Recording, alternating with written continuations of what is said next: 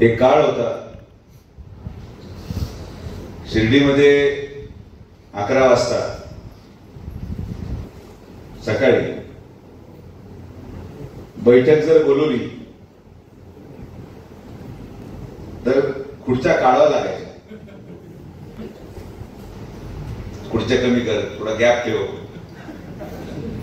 थोडी जागा करा, म्हणजे गर्दी भरून दिसली पाहिजे. फोटोग्राफरला फोटो काढताना हॉल भरलाय असं वाटलं पाहिजे.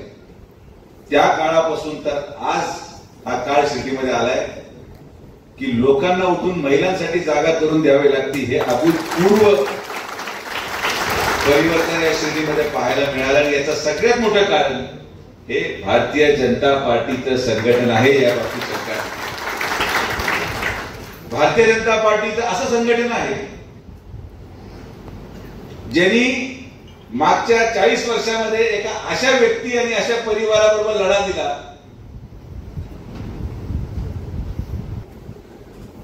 जो सगळ्या दृष्टिकोनातून संपन्न होता.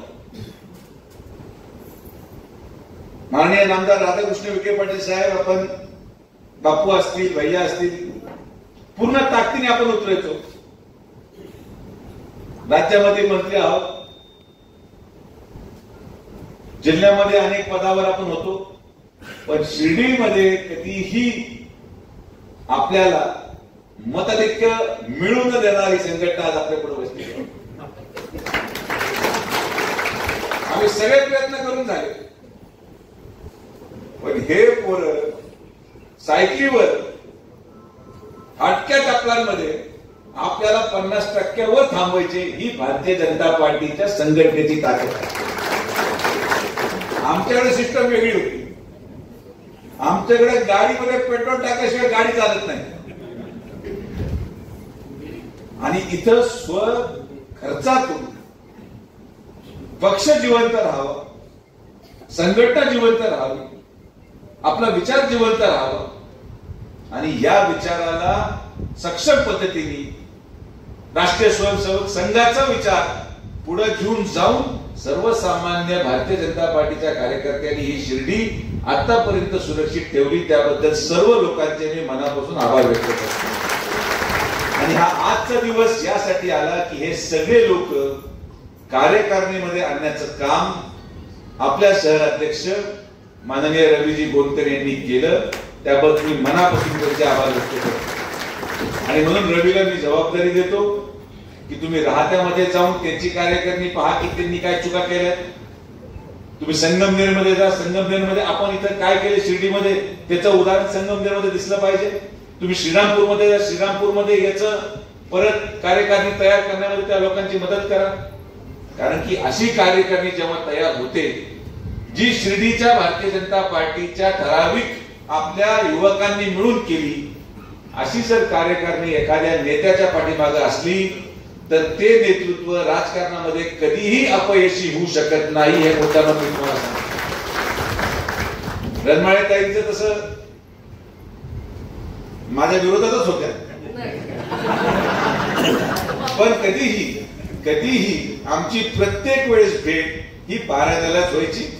पारायणाला आमचे फोटो व्हायचे आणि परत मग आपल्या कामाला दोघं लागायचे. आणि हे या मतदारसंघाच्या राजकीय वैशिष्ट्य ठरलं की आपल्यामध्ये किती जरी मतभेद होते, किती जरी विचार वेगळे होते, तरी द्वेष भावनेनी ना माननीय नामदार साहेबांनी कधी विरोधकांवर कारवाई केली, ना विरोधकांनी कधी पातळी सोडून साहेबांवर टीका केली. हे या साईबाबांच्या पावन भूमीमध्ये आपण गेल्या कित्येक वर्षापासून संघर्ष झाला, मारामाऱ्या झाल्या. मी काय जुना गाव ठरण्याचा इतिहास सांगायची आवश्यकता नाही. आज जसं तात्या म्हणते की आपण नवीन लोक पुढे आणले, पण हे जे जुने लोक बसलेले आहेत 1, 2, 3 हे जेव्हा आमच्याकडे कोणीच नव्हतं आणि जेव्हा तुमच्याबरोबर लढायचं होतं तर हे सगळे आम्ही बाहेर काढून लढलो होतो. यांचं तितकंच योगदान संघटनेसाठी. तुमच्यासोबत लढणं सोपं नव्हतं. तुम्ही गाव ठरत लगेच बंद करून टाकायचे, मोटरसायकल लावायचे, सर्व उद्योग होते आमची. 1980 पासून सुरू झाला म्हणून 80चा इतिहास सांगतो. आमच्या बरोबरच होते अगोदर. तुम्ही बरोबर फक्त आवा उचलले तुमच्या विमानाच्या वेळेस एखादा संघाचा माणूस आपल्या बरोबर पाहिजे म्हणून आबा फोडला आम्ही आणि आमच्या बरोबर. म्हणजे शिर्डीचा राजकीय इतिहास जर पाहिला तर विखे पाटलांचं राजकारण, काँग्रेस पक्षाचं राजकारण हे शिर्डीमध्ये येऊन ठराविक 4 लोकांवर राहायचं. उर्वरित गावठाणामधली जी संघटना होती ती इतकी मजबूत होती की कधी आपल्याला ते तोडणं जमलंच नाही आणि जिद्दीने लढायची. पण तरी एवढं सगळं होऊन आजपर्यंत कधीही कुठल्याही भारतीय जनता पार्टीच्या त्या कालावधीच्या कार्यकर्त्याला आपण प्रशासनाचा वापर करून, पोलिसांचा वापर करून, इतर कुठल्याही मार्गाने कधी त्रास होऊ दिला नाही. आणि हा साईबाबांचा आशीर्वाद राहिला की 40 वर्षापासून या मतदारसंघामध्ये साहेबांना वाढतं मताधिक्य मिळालं. ही खरंच सर्वसामान्य जनतेने दिलेला आशीर्वाद आहे.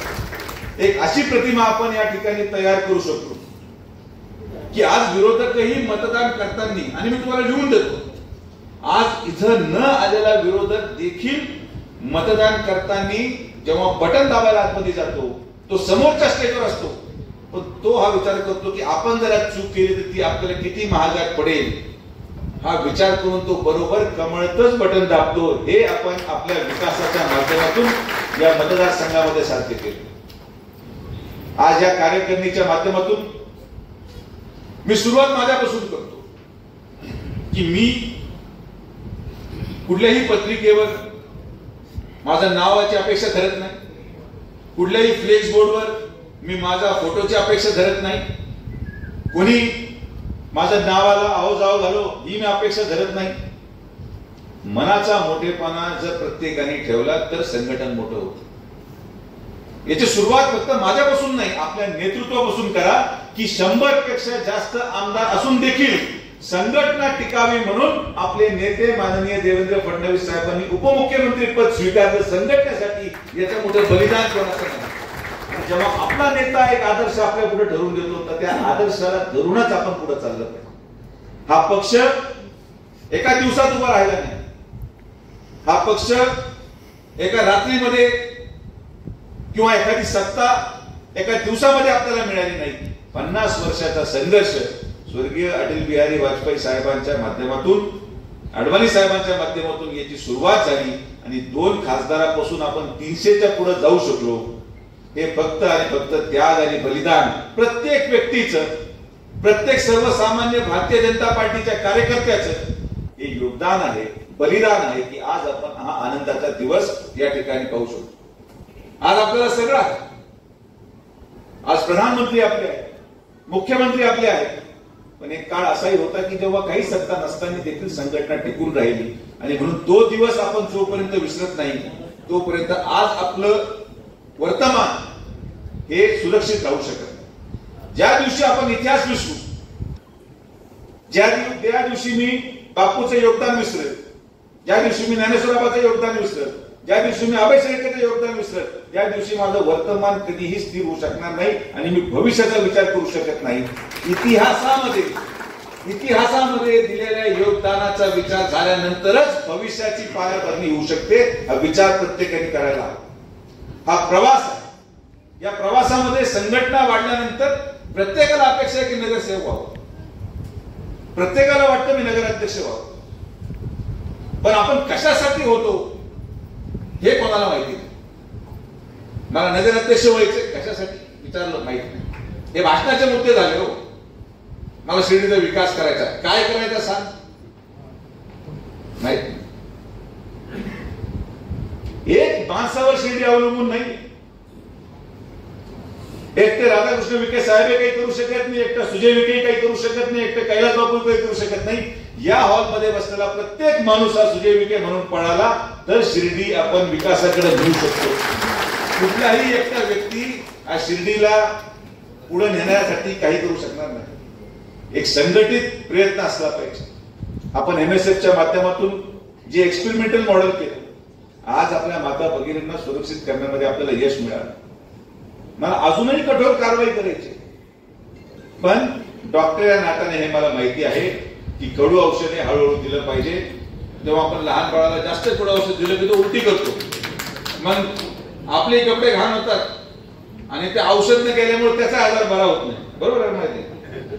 म्हणून हळूहळू कडू औषध घेत राहिलं आणि मध्ये मध्ये कडू औषध घेताना आपण काय करतो, थोडं खडी साखरही देतो किंवा त्याच्यामध्ये मधही टाकून देतो. तर कडू औषधामध्ये मध टाकून जर दिलं तर ते शरीरामध्ये जाईल, पेशंटही लवकर बरा होईल आणि आपले कपडेही घाण होणार नाही. हे डॉक्टरच्या भाषेमध्ये मी तुम्हाला साध्या भाषेत सांगायचं, नुसतं तोंड उघड टाक टाक आणि जर तशी परिस्थिती आलीच तर मग सलाईन लावल्याशिवाय पडायचे, मग इंजेक्शन काढावं. जर असं वाटतं, जसं मी मधल्या काळात औषधाच्या पलीकडे गेला होता पेशंट शिर्डीचा, त्याला सलाईनच लावावं लागली. मोठे इंजेक्शन, माणसाचे इंजेक्शन, जनावरांचे इंजेक्शन माणसाला द्यावं लागले. तेव्हा जाऊन आजार व्हायला सुरू झाला. आता गोळ्यांनी काम होते, गोळ्यांनी हळूहळू गोळे बंद करू, परत गोळ्यांवर इंजेक्शनकडे जायला नको, ही भूमिका आपल्याला घ्यायची आहे. ठीक आहे, संघटनेमध्ये प्रत्येक प्रकारचे लोक असतात, प्रत्येक विचाराचे लोक असतात. सगळ्यांना बरोबर घेऊन आपल्याला चालावं लागेल. कोण मोठा, कोण लहान, कोण कोणत्या जातीचा आहे, कोण कोणत्या धर्माचा आहे, हा काळ गेला होता.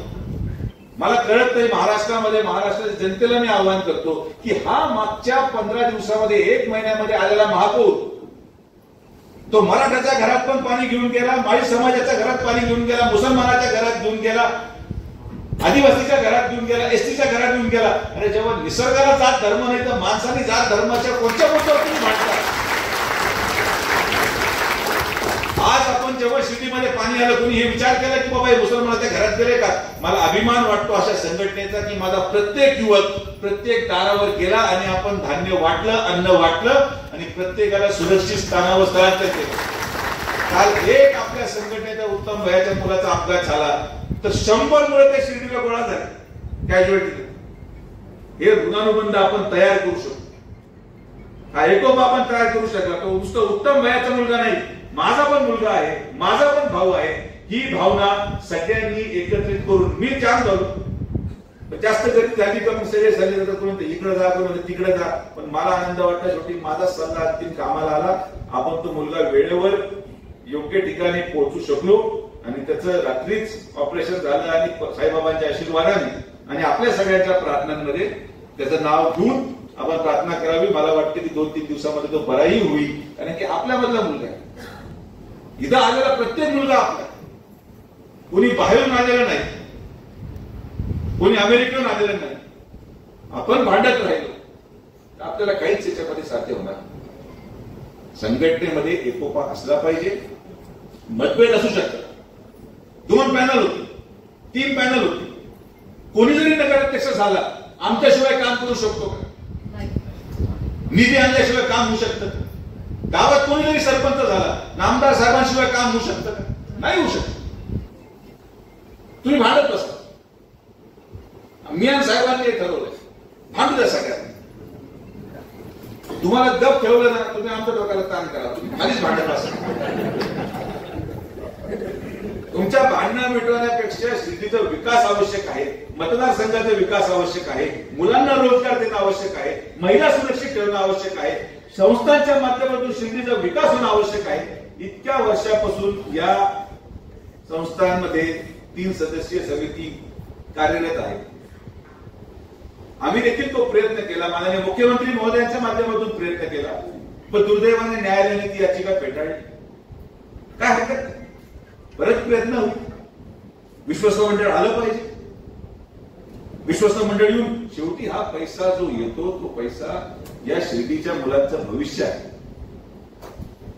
अनेक निर्णय मला घ्यायचे, पण दुर्दैवाने आपल्याकडे ती ताकद किंबहुना ती संधी नाही. 6 महिने तुम्हाला सांगतो, 6 महिन्यामध्ये हा शिर्डीचा एवढा भौगोलिक चित्र मी बदलून टाकेल की पुढचे 25 वर्षे शिर्डीचे लोक आशीर्वाद देतील. राजकारणामध्ये तोच माणूस विकास करू शकतो जो त्याच्या पैशाच्या टक्केवारीमध्ये स्वार्थ ठेवत नाही. नाहीतर एक गोष्ट मंजूर करायची, माझे 5%, माझे 10%. त्यामुळे खरं शिर्डीचा विकास झाला, त्यामुळे आपण पाणी येऊ शकतो, त्यामुळे रस्ते करू शकतो. आज प्रत्येक गल्लीमध्ये कॉन्क्रिटीकरण, 24 तास स्वच्छ प्यायला पाणी आहे, कचऱ्याचा एक दाणा पुढे दिसत नाही. हे सगळं तुमच्या आशीर्वादाने शक्य झालं. आणि मला आनंद या गोष्टीचा वाटतो की शिर्डीमध्ये विकास करत असताना एवढी मोठी लोकसंख्या येऊन, तुम्ही पंढरपूरची पहा अवस्था काय, मोठे मोठे धर्मस्थळाला जाऊन पहा अवस्था काय आहे. तिरुपतीचं मंदिर हे डोंगरावर आहे, पण खाली तिरुपतीचं गावाची अवस्था काय आहे. एवढी लोकसंख्या येऊन देखील आपण शिर्डीमध्ये योग्य ते वातावरण ठेवू शकतो. हे सगळे तुमच्या आशीर्वादाचा परिणाम आहे. आणि म्हणून हे एकत्रित सलोखा कायम ठेवा. व्हॉट्सअप कमीत कमी वापरायचा प्रयत्न करा. व्हॉट्सअप हा या आजच्या पिढीला लागलेला श्राप आहे. मोबाईल हा आजच्या पिढीला लागलेला सगळ्यात मोठा श्राप आहे. जसं मगाशी सरांनी सांगितलं की छडी ही शिक्षकाच्या हातात दिल्याशिवाय परत समाज सुधारणा होऊ शकत नाही. जशी छडी देऊन शिक्षकाच्या हातात दिली पाहिजे, तशा मुलांच्या हातातून मोबाईल देखील काढले गेले पाहिजे. नाहीतर आपण पुढच्या 25 वर्षामध्ये शिर्डीच राहणार नाही. आई वडिलांनी कठोर व्हायला. रोज माझ्याकडे येणारे प्रकरण, एक मुलगी जिला आई वडिलांनी तिथं शेती गहाण ठेवून, दागिने गहाण ठेवून इंजिनियर केलं, ती एका दिवसात दुसऱ्या मुलाबरोबर पळून जाते. आणि जेव्हा तिला आम्ही पकडून आणतो, ती पोलीस स्टेशनमध्ये बापासमोर म्हणते की मी तुझ्याबरोबर जाणार नाही. याच्या इतका मोठा समाजाला लागणारा श्राप दुसरा कुठलाच नाही. मी थांबू शकत नाही. कायद्यापुढे मी नाही, कायद्यापुढे तिचा बापही नाही. बापाला मुलगी जवळ ठेवण्यासाठी कायद्याची सुरक्षता नाही, असा कायदा काय कामाचा मला हे कळत नाही. आणि हे सगळं इतकं विक्षिप्त झालेलं आहे समाजामध्ये की हे कसं नियंत्रणात आणावं याचं उत्तर माझ्याकडे नाही. त्यामुळे अनेक गोष्टींमध्ये कायदे मोडावे लागतात, अनेक गोष्टींमध्ये कायदे हातावे घ्यावे लागतात. समाज सुरक्षित ठेवण्यासाठी समोर बसलेल्या कुठल्याही मुलांनी कायदा मोडला तर मी तुमच्या पाठीमागे खंबीरपणे उभं राहणार, हा तुम्हाला शब्द देतो. बऱ्याचशा गोष्टींमध्ये आपल्याला निर्णय हातात घ्यावे लागतात. मुलीची छेड काढली जाते रस्त्यावर, 3 छपरी पोरं मोटरसायकलवर फिरतात आणि आपण पोलीस कंप्लेंट द्यायला जातो. एकदा झालं, दोनदा झालं, तिसऱ्यांदा जायची गरज नाही. पहिलं ठोका आणि मग मला दादा मला वाचवा, मी तुम्हाला वाचवा. कायद्यात एवढी लवचिकता आहे. बंदूक सापडली तरी एका दिवसामध्ये जामीन. तक्रार करायला लोक धावतात. या सगळ्या गोष्टींचा विचार आपण येणाऱ्या कालावधीमध्ये करणार आहोत. 2 महत्वाचे मुद्दे आज आपल्या समोर मी मांडतो.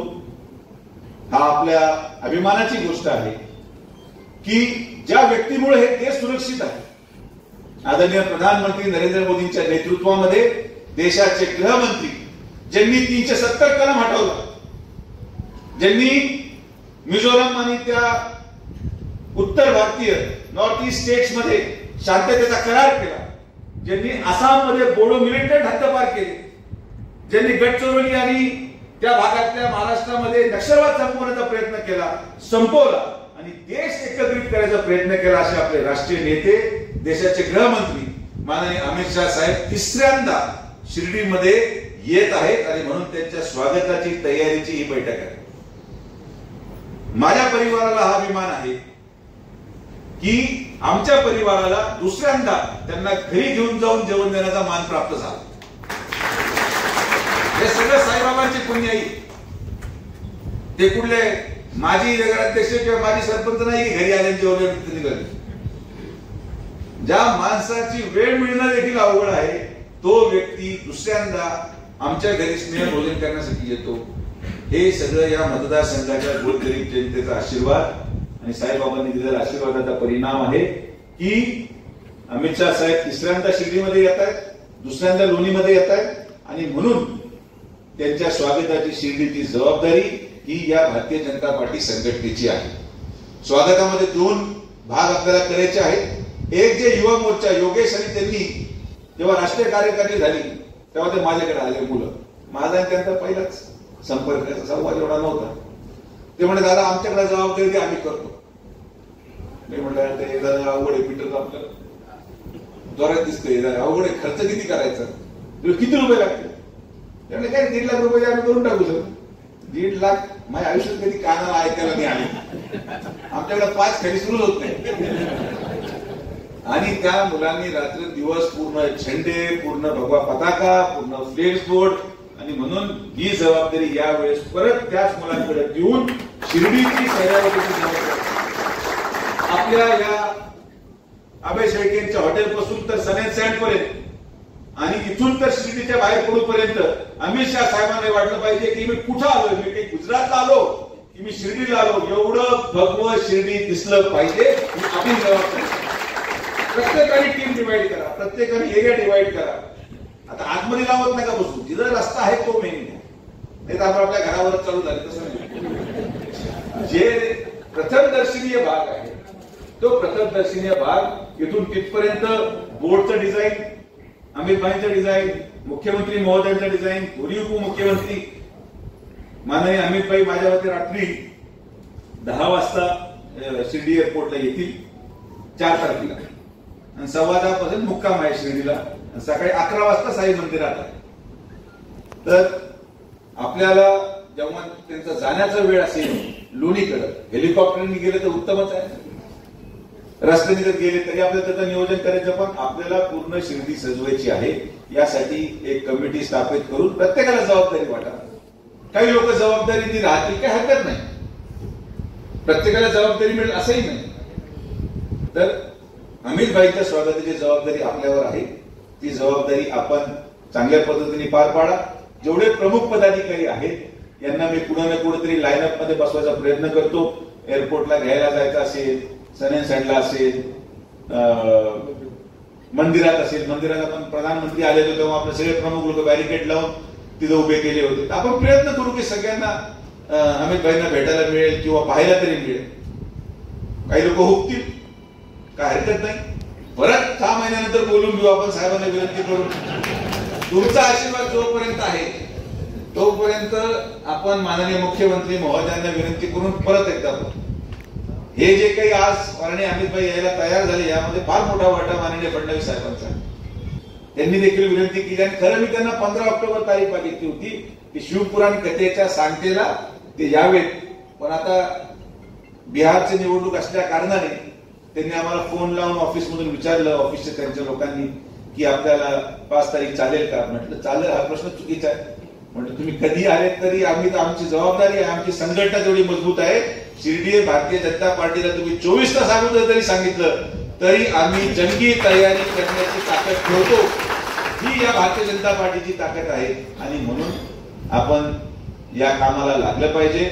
पावसाळ्याचं वातावरण जरी असलं तरी आपल्याकडे पुढचे 3 दिवसच आहेत. आज 2, 3, 4ला संध्याकाळी येत आहेत, त्यामुळे 3च दिवस आहेत. जे काय करायचे ते करा, जे काही लागतं तुम्ही गमे आपण नेमलेला आहे, तुम्हाला सगळं मिळेल, तुम्ही फक्त मेहनत करा, हे आपल्याला करायचं. त्याचबरोबर 11 तारखेला साधारण संध्याकाळी 5 ते 7 या काल 5 ते 6 धरू आपण, 4 ते 5 परमपूज्य प्रदीप मिश्राजी यांचा आपण मिरवणूक शिर्डीमधून काढणार आहोत. ही मिरवणूक काढत असताना रस्त्याच्या एका बाजूनेच ती निघेल, पण ती निघत असताना दोन्हीही बाजूला महिलांची संख्या तसेही जवळपास 2,500 तर नोंदणी तशी झालेली आहे. आपण राहत्याच्याही महिलांना, राहत्याच्याही भारतीय जनता पार्टीच्या लोकांना विनंती करू की शिर्डीच्या मिरवणुकीमध्ये सहभागी व्हावं. 1 किलोमीटर साधारण आपल्या मिरवणुकीचा पॅच राहणार आहे. महाराज म्हटले की 1 किलोमीटर फार तर फार मिरवणूक मध्ये असेल, त्याच्यानंतर मला जिथं मुक्काम आहे तिथं जायचं आहे. तर 1 किलोमीटर मध्ये आपलं कोणचा पॅच निवडायचा, प्रत्येकाने आपले आपले भाग निवडून महिलांमध्ये जनजागृती करून महिलांची बैठकी घेऊन त्याच्या स्वागताची तयारी, आपण रस्त्यावर रांगोळी कशी काढणार आहोत, आपण कसं स्वागताचं नियोजन करणार आहोत, हे तुम्ही आज मी फक्त चर्चेमध्ये सोडून जातो. 6-7 तारखेला परत एकदा मुख्य आयोजकांमध्ये जे जे नियोजन केलं असेल, जे जे वेगळ्या वेगळ्या समितीचे अध्यक्ष असतील त्यांना बरोबर घेऊन आपण ते सगळ्या नियोजनाचा अभ्यास करू काय राहिले काय नाही, कुणी मागे राहतंय का, आणि एक जंगी स्वागत आपण केलं पाहिजे. त्याच्यामध्ये माझा अनुभव कमी आहे, पण आपण ढोल आणायचं तर कुठून आणला पाहिजे, अजून काही आपण देखावा आणू शकतो का, या सगळ्या गोष्टींच्या सूचना तुम्ही अध्यक्षांकडे देऊ शकतात, गमेकडे देऊ शकतात. कोणाला त्याच्यामध्ये योगदान द्यायचं असेल तुम्ही तसंही देऊ शकतात. 10 झाला मिरवणुकीचा भाग, 11 तारखेचा 4 ते 6 मधला, आणि 12 ते 16 यामध्ये मला किमान पडणारे, मी परत सांगतो, किमान पडणारे आणि 35 वर्षाच्या 40 वर्षाच्या आतले संयोजक लागतील, जे तिथं आपलं वेळ द्यायला तयार असतील. 12 ते 6 दुपारी 12 वाजेपासून तर संध्याकाळी 6 वाजेपर्यंत तिथं नियोजनाला मला शिर्डीमधून मुलांची आवश्यकता आहे, संघटनेच्या पदाधिकाऱ्यांची आवश्यकता आहे. जी कोणाची भावना असेल, ज्या कोणाला वेळ देणं शक्य असेल, अनेक लोक व्यावसायिक आहेत, अनेक लोक आपल्या व्यवसायामध्ये आहेत, गर्दी नाही करायची. तिथं महिलांची गर्दी एवढी आहे, 100 आहे मिनिमम. तुम्ही बसता पाहिजे 35च्या तुमचं आधार कार्ड, तुमचं ते कापडाचं आधार कार्ड काढा संध्याकाळची वेळ.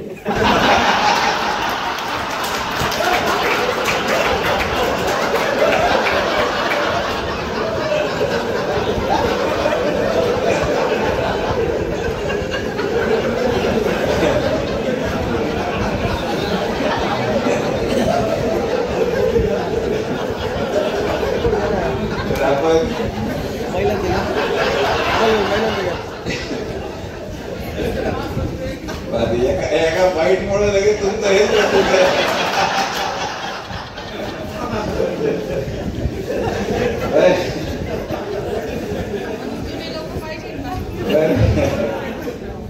पण आपण सगळे त्यामध्ये, मी तुम्हाला आकडा लिहून देतो की 12 तारखेला कथा सुरू होणार आहे. आता पाऊस येऊ नाही तर पूर येऊ, आपले बोर्ड लागले, त्यामुळे आपण जर कथा कॅन्सल केली तर मग महाराष्ट्र दुसरं कोणी घेऊ शकत नाही, असं आपलं नाव आहे. त्यामुळे आपल्याला ती कथा आता पार पाडायचीच आहे. किती संकट आलं तरी ती कथा पारच पाडायची. आता मी ते ठरवलंय, आम्हाला इतकं रोज ग्राउंडवर आलं का पाणी, आलं का पाणी, तर म्हटलं हात थकायचं नाही. हे महाकाल मी परीक्षा घेतो, आणि या महाकालाच्या परीक्षेमध्ये शिर्डीचा प्रत्येक युवक ताकद लावून त्याच्यामध्ये यशस्वी होणार, हे आपण त्या ठिकाणी महाकालाच्या आशीर्वादाने पुढे जाणार आहोत. कारण की तो एक कार्यक्रम झाल्यानंतर मला असं अंतर्गत मत वाटतं की आपल्या परिसरामध्ये सगळे संकट दूर होतील, ही अंतर्गत भावना. शेवटी धार्मिकतेमध्ये आपली आपली भावना असते. असा कार्यक्रम जो महाराष्ट्रामध्ये जिल्ह्यामध्ये कोणी घेऊ शकला नाही. महाराष्ट्रामध्ये जळगावला कथा होती, त्या लोकांनी नाही म्हणून सांगितलं कारण की पाऊस पडतो, ती ऑनलाईन झाली. त्याच्या अगोदर कृष्णेश्वरला कथा होती, ती पावसामुळे ते नाही म्हणते, ती कॅन्सल झाली. मग मला महाराजांचा फोन आला की आप ले सकते हैं क्या? मैंने कहा नहीं, हमारे इसमें डिक्शनरी में नहीं, कुछ भी हो जाए आपकी कथा होएगी, शिरडी में ही होगी, और हम लोग इसको यशस्वी करके दिखाएंगे. हे आपण तुमच्या वतीने शब्द दिलाय. म्हणून चिखल असो काही असो, आपल्याला दिवस रात्र काम करायचं, आपण ते करणार. आणि जो आपण अभूतपूर्व देखावा उभा करतोय, तुम्ही कधी ग्राउंडवर गेला तुम्हाला लक्षात येईल, तर 500 फुटाचा मोठा देखावा. त्या देखावामध्ये जे सेंट्रलचं डोम आहे, जे सेंट्रलचं मंडप आहे, तिथं आपण 4 धाम घेतले, आणि दोन्ही डोमला इकडे 6 ज्योतिर्लिंग घेतले, इकडे 6 ज्योतिर्लिंग घेतले. तो देखावा महाराष्ट्राचा सगळ्यात मोठा शंकराचा देखावा राहणार आहे, महादेवाचा देखावा राहणार आहे. आणि असं अभूतपूर्व नियोजन आपण करत आहोत. या नियोजनामध्ये आपण सहभागी व्हा. लागलं पुण्य लागलं, नाही मिळालं, काम करत राहायचं. कोणाच्या पदरी काय परमेश्वराने ठरवले तुम्ही ठरवू शकत नाही. मी चांगलं काम करूनही पडलो. एवढं चांगलं काम नगरमध्ये आजपर्यंत कोणी केलं नव्हतं, तेवढं मी केलं तरी पडलो. पण 3 महिन्यामध्ये परत तेवढ्याच ताकदीने उभं राहिलो. ही फक्त गरिबांचा आशीर्वाद आणि परमेश्वराची पुण्याई असते. पुण्य हे करत राहावं लागतं. कधी ना कधी तिथं फळ मिळतं. पराभवाचं काहीतरी कारण होतं. ते कारण असं आहे की ते पराभव झाल्यामुळे मी खरं शिर्डीचा विकास करू शकलो नाही, तर शिर्डीचा विकास झाला नाही. बाबांनी सांगितलं की तू तिकडे गडबड इकडे इकडे काही खरं राहिलेलं नाही. तुझी गरज इकडे जास्त आहे आणि म्हणून आपण थीम पार्कचं काम सुरू केलं. आपण आता पट्टे वाटपाचं काम फक्त फाईल शेवटच्या टप्प्यात आहे ती मंजूर करतोय आणि या एका महिन्यामध्ये नामदार साहेबांच्या हस्ते आपण 15 कोटी रुपयाचं शिर्डीमध्ये स्टेडियमचं देखील भूमिपूजन करणार आहोत. MIDC आहेच तिथं चालू आहे, समजा तिथं बांधकाम चालू आहे, तिथं रोजगार संधी मिळेल, या सगळ्या गोष्टी आहेत. 5 वर्षाचा आराखडा असतो तो काही एका दिवसात केलं तर सगळं करू शकत नाही. जोपर्यंत राज्याचे लाडके मुख्यमंत्री फडणवीस साहेब आपल्या पाठीशी आहेत तोपर्यंत त्यांना कुठलीही गोष्ट आपल्याला नाकारता येत नाही किंवा नाकारतच नाही. काही असलं का वेगळे पडलं तर काम करून टाक एवढं मोठं मन फडणवीस साहेबांनी आपल्या प्रती दाखवलं. आणि हे सगळे तुमचे आशीर्वाद आहेत की महाराष्ट्रामध्ये एवढी मोठी जबाबदारी आपल्यावर दिली आणि आपण ती यशस्वी पद्धतीने पार पाडली. हे सगळ्या गोष्टी एका दिवसात होत नाही. कधी चांगले दिवस येतात, कधी वाईट दिवस येतात. चालत राहायचं, हसत राहायचं, फार दुःखी व्हायचं नाही. काही लोक नगरपालिकेला पडले की काय होतात 6-6 महिने दिसतच नाही, काय फरक पडत. आणि काही लोकांना असं वाटतं की मी जर नाही झालो तर काही खरं नाही. मनापासून काही आणलं नाही रे बाबा. देश चालतोय, राज्य चालतोय आणि शहरही चालतच राहते. मनापासून काही थांबलेलं नाही. एक गेला दुसरा येतो, दुसरा गेला का तिसरा येतो. खडे फेकले तर प्रत्येक पुढारी लागतील एवढे पुढारी काम करत राहा. मनामध्ये बाबांप्रती, मनामध्ये गरिबांप्रती चांगली भावना ठेवा. अनेक लोक उपवास करू आले 7-7 दिवस 8-8 दिवस. महिलांचं नाही काम, पुरुषांचं चालू आहे. महिलांनी याच्यामधून मायनस करतोय चर्चेमधून. पुरुष मंडळी अनेक लोक उपवास सगळे करतात. ज्या दिवशी तुम्ही गरिबांमध्ये परमेश्वर शोधाल त्या दिवशी तुम्हाला उपवास करायची गरज पडणार नाही.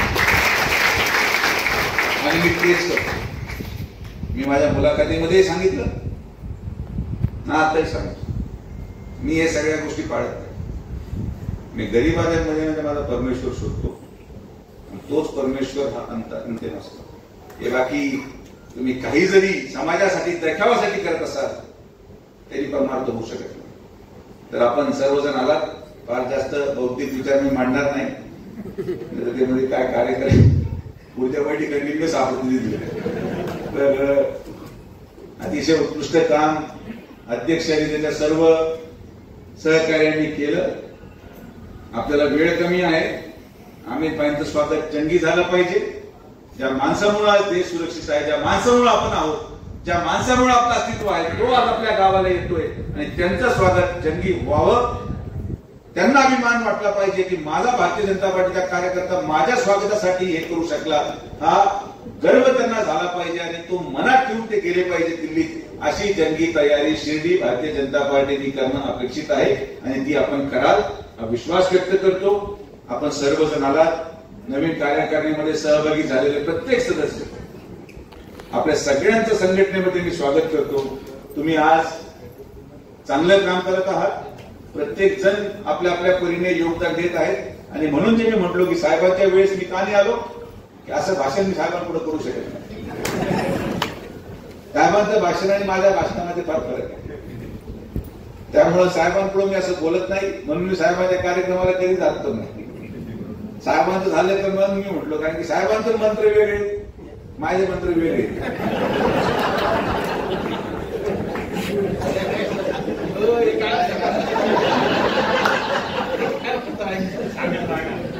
फायदा दोघांनी घ्यायचा.